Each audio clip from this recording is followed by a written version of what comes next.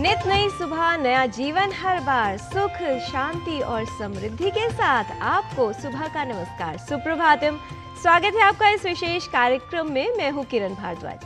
हमारे जीवन में जो चीजें नजर नहीं आती अर्थात जो दिखाई नहीं देती वो ही सबसे अधिक मूल्यवान है और वही जीवन का आधार है। चाहे वो हमारा श्वास हो, हमारे विचार हो, ईश्वर हो या फिर हो हमारे संस्कार।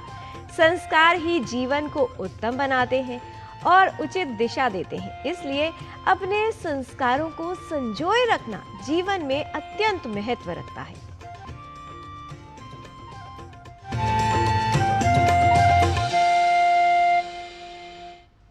सच्चे और अच्छे संस्कार हमें न केवल जोड़ते हैं बल्कि जीवन में आगे बढ़ने की प्रेरणा भी देते हैं।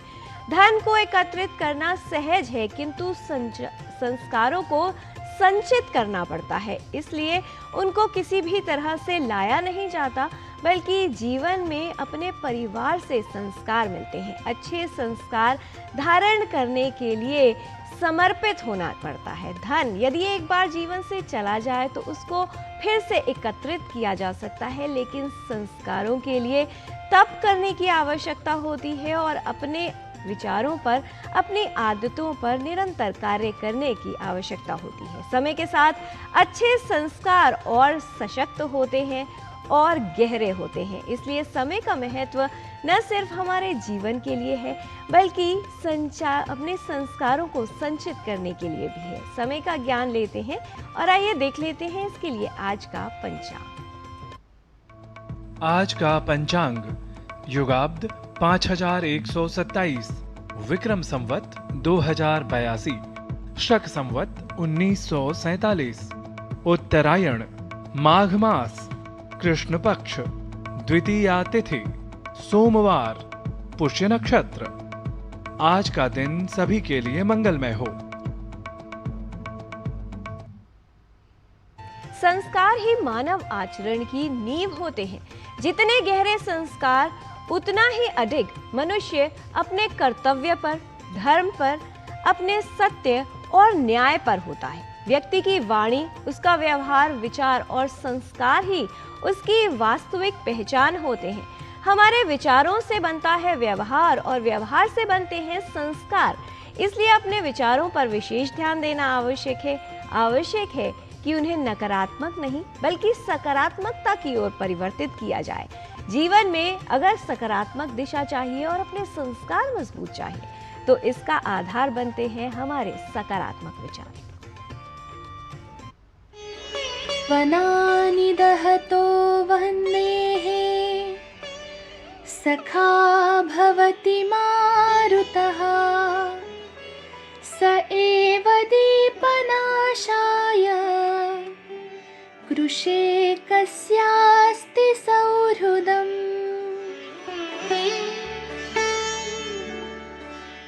जब जंगल में आग लग जाती है तो हवा उसकी सहायिका बनकर आग को फैलने में मदद करती है, लेकिन वही हवा एक छोटे से दीपक को पलक झपकते ही बुझा देती है। सच ही है, कमजोर व्यक्ति का कोई मित्र नहीं होता, अतः स्वयं सामर्थ्यवान बने। When fire catches thick forest, winds help strengthen the blaze. But the same winds put out the flame in a small lamp. So one must be strong to get help of others. No one helps the weak.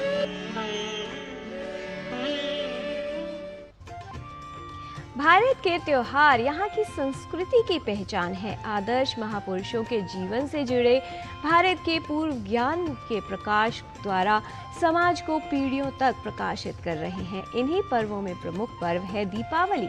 भगवान श्री राम के आदर्शों से जुड़ा दीपावली का पर्व अपनी अद्भुत धार्मिक सांस्कृतिक पहचान के कारण पूरे विश्व में लोकप्रिय हो रहा है। यूनेस्को ने दीपावली को अमूर्त सांस्कृतिक विरासत के रूप में सम्मिलित किया है। आइए देखते हैं इस पर आधारित हमारी सहयोगिनी लता वशिष्ठ की ये विशेष रिपोर्ट। रामो विग्रहवान धर्मः, साधुः सत्य पराक्रमः, राजा सर्वस्य लोकस्य, देवानामपि वासवः। राम राम रामेति रामेति रमे रामे मनोरमे सहस्रनाम ततुल्यं राम नाम वरानने।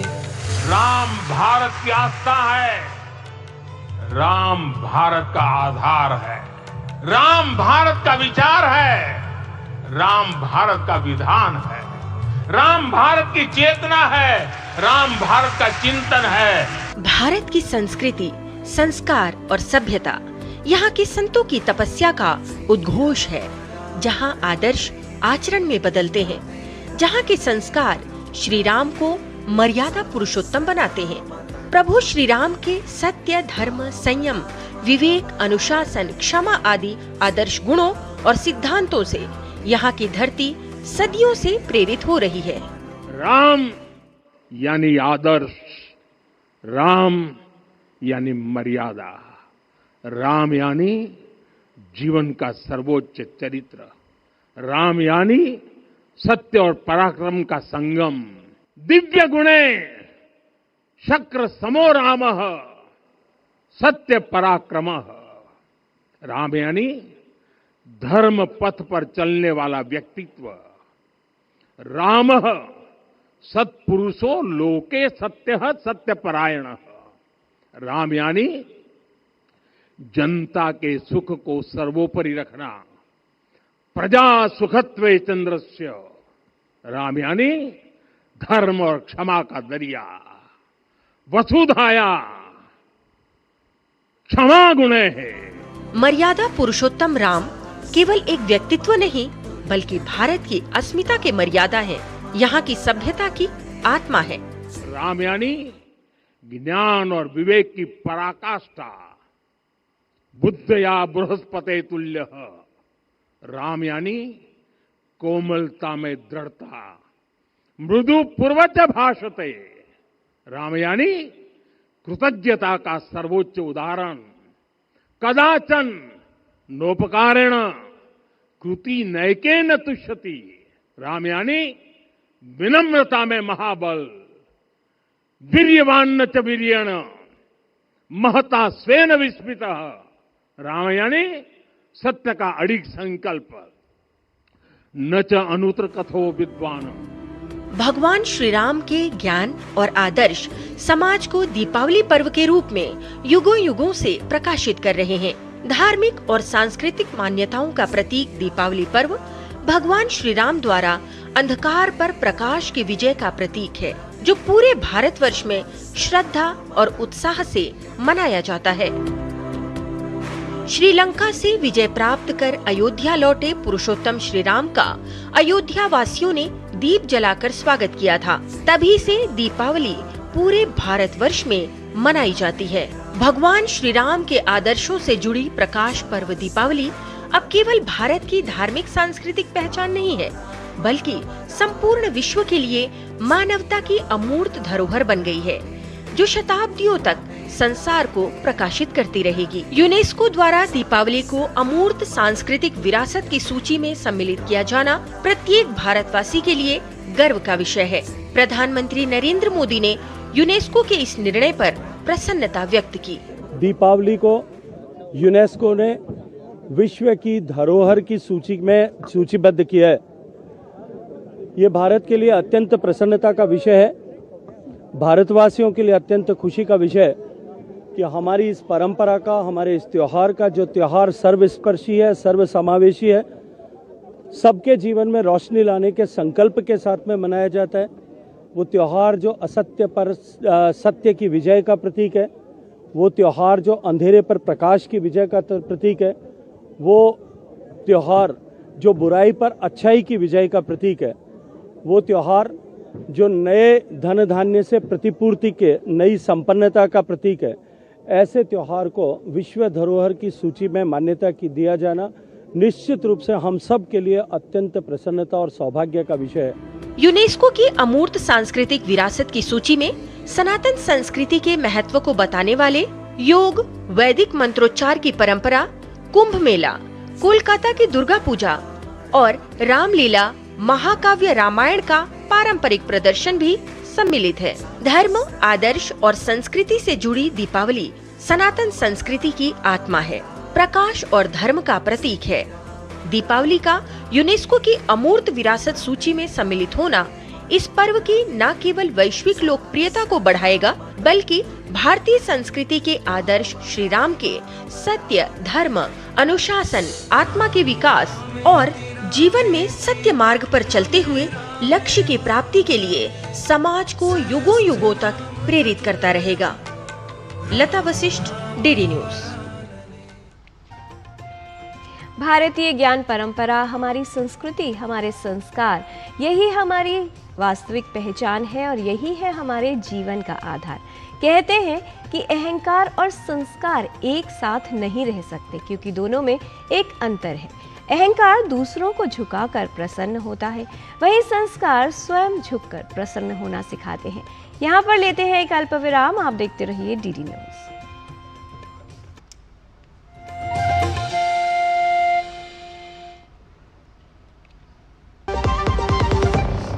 सुनो, एक अच्छी इंश्योरेंस पॉलिसी एआई से पूछते हैं। एक ऐसी पॉलिसी जिसमें प्रीमियम पेमेंट हो लिमिटेड पर इनकम आती रहे लाइफ टाइम।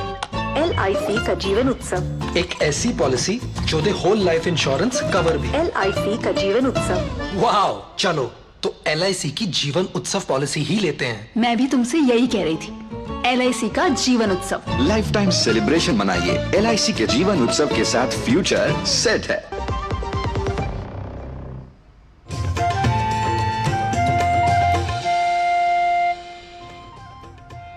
ब्रेक के बाद आपका स्वागत है। यदि संस्कार मजबूत हैं तो जीवन में आने वाली जटिलताओं का सामना मनुष्य बहुत सरलता से कर सकता है। जिस प्रकार यदि व्यक्ति का स्वास्थ्य मजबूत हो, अर्थात उसकी रोग प्रतिरोधक क्षमता मजबूत हो, तो संक्रमण और बीमारियों की संभावना कम होती है। होम्योपैथी जटिल बीमारियों के इलाज में प्रभावशाली है। सर्दियों का मौसम है और इस मौसम में कई तरह के संक्रमण, कई तरह की बीमारियां हमें परेशान कर सकती हैं। ऐसे में स्वस्थ रहने के लिए होम्योपैथी किस तरह से उत्तम विकल्प माना जा सकता है, आइए समझ लेते हैं कि कैसे होम्योपैथी की सहायता से आप सर्दियों में भी अपना स्वास्थ्य बेहतर रख सकते हैं।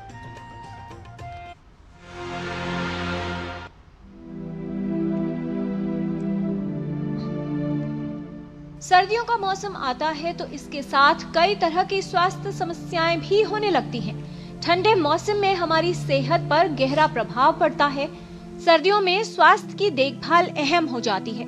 सर्दियों की ठंडी और रूखी हवा सेहत, शरीर और त्वचा पर बुरा प्रभाव छोड़ती है। सर्दियों के मौसम में खुद को स्वस्थ रखने के लिए होम्योपैथी एक अच्छा विकल्प है।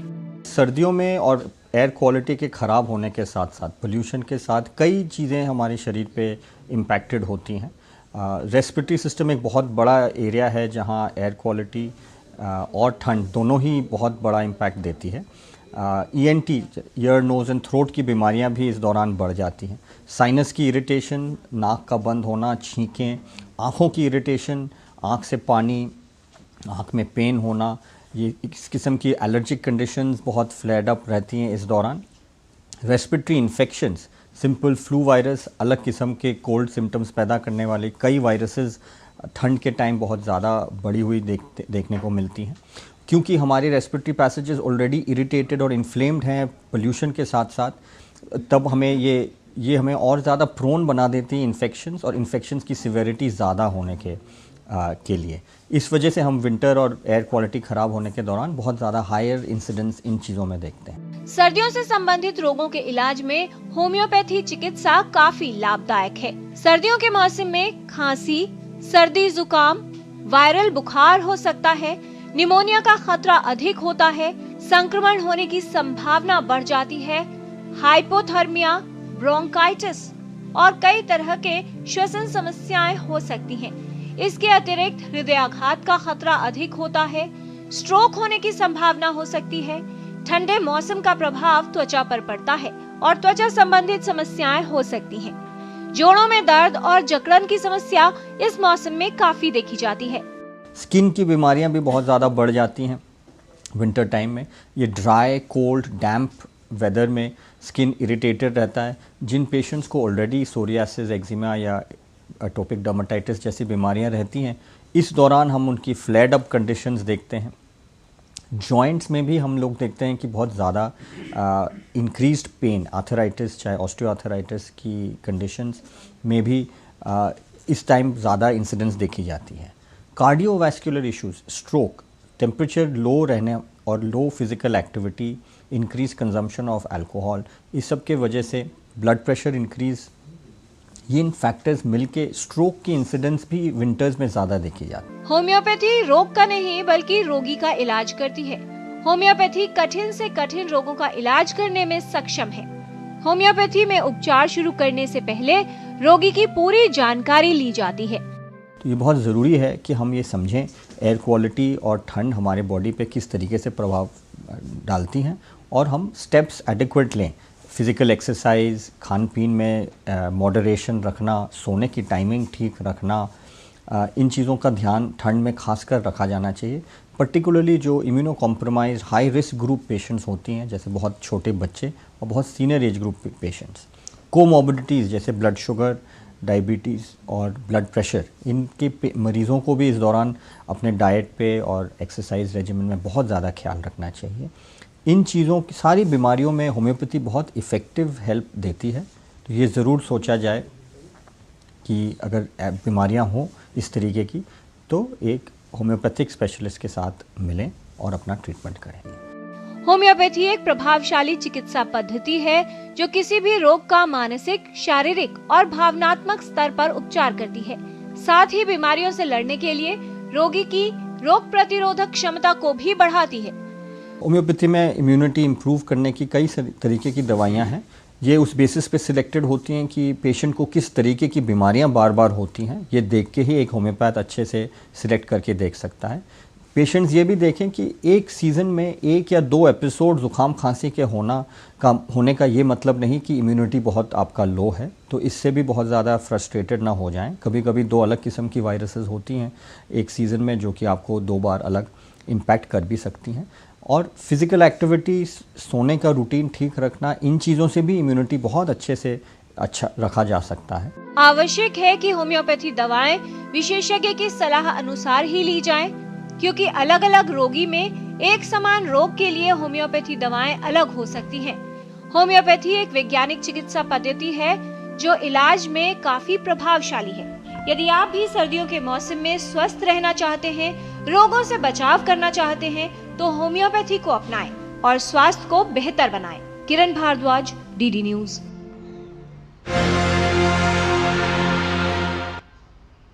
सर्दियों के मौसम में भी स्वास्थ्य को बेहतर रखा जा सकता है, लेकिन उसके लिए आवश्यकता होती है कि छोटी छोटी बातों का ध्यान रखा जाए, थोड़ी सी सावधानी और कुछ सतर्कता बरती जाए। नियमित अभ्यास से अपने स्वास्थ्य को बेहतर किया जा सकता है। योग द्वारा संपूर्ण स्वास्थ्य प्राप्त करना संभव है। उसके लिए आवश्यकता है कि आप योगासनों का अभ्यास नियमित रूप से करें। आइए देख लेते हैं कुछ ऐसी योगिक क्रियाएं जो स्वास्थ्य को बेहतर बनाने में उपयोगी हैं। आज हम जानेंगे माइंड बॉडी अवेयरनेस के लिए कुछ आसना। हमारा पहला आसन है एक पदासन। राइट पैर को लेफ्ट पैर पर रखेंगे, हाथों को चेस्ट के सामने इस तरह जोड़ेंगे और एक पॉइंट पर फोकस करेंगे। अब यहाँ पर रिलीज करने के लिए सेम हाथ से वो लेग को रिलीज कर देंगे।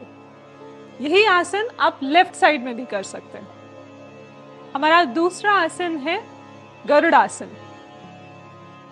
दोनों पैरों को साथ में रखेंगे, हाथों को शोल्डर्स की लाइन पर लेकर आएंगे, बेंड कीजिए पैरों को, राइट लेग से लेफ्ट लेग पर मोड़िए, दोनों हाथों को भी उसी तरह मोड़ना। इस तरह बैलेंस करना है आपको गरुड़ासन में, एक पॉइंट पर फोकस करते हुए। अब रिलीज करने के लिए दोनों हाथों को पहले रिलीज करना और फिर पैरों को।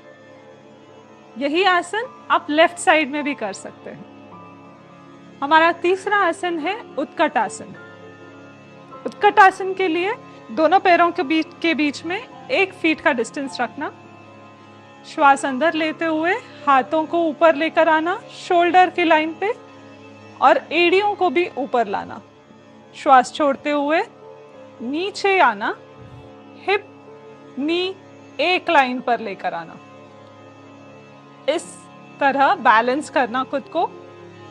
अब श्वास भरते हुए ऊपर आना और श्वास छोड़ते हुए हाथों को और एड़ियों को नीचे लेकर आना।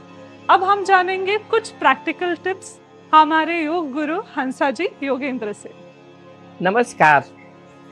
हमारी जिंदगी में हमारी आंखें, कान, ये सारी चीजें बाहर की दुनिया बताती है, तो हमारा पूरा ध्यान बाहर की दुनिया में ही रहता है। खुद की ओर हमारा ध्यान होता ही नहीं है। और होता ये है कि बॉडी अवेयरनेस, माइंड अवेयरनेस बहुत कम होती है। इसलिए ट्रेनिंग देना बहुत ज़रूरी है इंसान को कि खुद के बारे में जागरूक हो जाए। इसलिए रोज़ सवेरे एक तो जल्दी उठना ज़रूरी है कि तब दिमाग बहुत अच्छा चलने लगता है, और उठकर थोड़े से मन को शांत करना ज़रूरी है, अपने अंदर झांकना ज़रूरी है, और उसके बाद में नक्की करना ज़रूरी है कि आज पूरा दिन मैं मेरे शरीर को ऑब्जर्व करूँगी, वो कैसा है, कहाँ टेंशन है, कहाँ रिलैक्सेशन है, क्या करने से मेरे शरीर में क्या होता है, माइंड में अगर टेंशन आ गया तो शरीर पर उसका क्या असर पड़ता है। ये सब समझना बहुत ज़रूरी है, क्योंकि हर एक का शरीर अलग है, इसलिए दूसरे का ज्ञान आपको काम आएगा ही नहीं।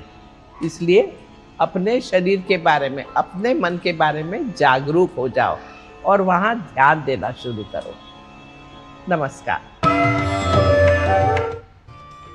जीवन में जागरूक रहना आवश्यक है, सतर्क रहना आवश्यक है, चाहे बात हो आपकी वाणी की, भाषा की, व्यवहार की, स्वास्थ्य की या फिर आपकी आदतों की। कहते हैं कि स्पर्श बता देता है कि व्यक्ति की नीयत कैसी है, उसकी बोली अर्थात भाषा बताती है कि व्यक्ति कैसा है, उसका तर्क बताता है कि ज्ञान कैसा है, और संस्कार बताते हैं कि परिवार कैसा है। जीवन में हर चीज़ की नकल की जा सकती है, लेकिन किसी व्यक्ति के चरित्र, ज्ञान और संस्कार की नहीं।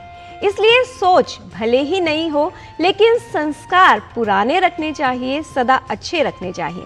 बच्चे जीवन में हमसे कई बार भेंट या उपहार मांगते हैं और हम उन्हें मना करते हैं, और उसके लिए बच्चे रोने लगते हैं। लेकिन अगर आपको बच्चों को कोई उपहार देना है तो उन्हें दीजिए अच्छे संस्कार, क्योंकि यदि उपहार न दिया जाए तो बच्चा कुछ देर के लिए रोएगा, लेकिन यदि उसे जीवन में संस्कार न मिले तो उसे जीवन भर रोना पड़ेगा, उसका जीवन प्रभावित होगा।